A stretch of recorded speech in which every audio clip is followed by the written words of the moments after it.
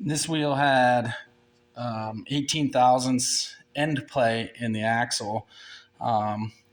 Before we started repacking wheel bearings, I always check the end play, make sure it's correct. We usually want around 5 or so, right in that ballpark. And this one had 18, so I pulled the center spacer out, turned it down on the lathe, and this is what we got.